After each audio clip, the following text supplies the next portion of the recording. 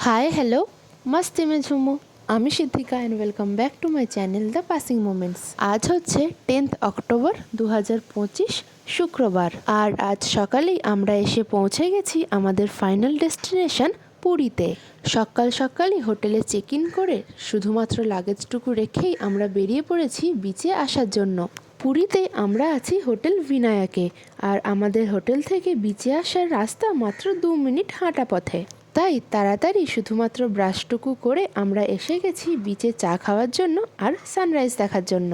যেহেতু সকাল সকাল বিচে এসে শুধু রিল্যাক্সিংয়ের টাইম, তাই করে নিলাম আমরা আর একটা রিল। এই সকালে আমরা জাস্ট এসেছি বিচটাকে চোখের দেখার জন্য, পরে এসে আমরা ভালোভাবে চান করব। তারই মধ্যে দেখো আমি পেয়ে গেছি একটা মাছ। পুরীর সমুদ্রে আমি ছোটোবেলায় অনেকই এসেছি, কিন্তু বড় হয়ে এই ফার্স্ট টাইম এসে এই প্রথমবারই আমি একটা মাছ কুড়িয়ে পেলাম, সে মরাই হোক বা জ্যান্ত।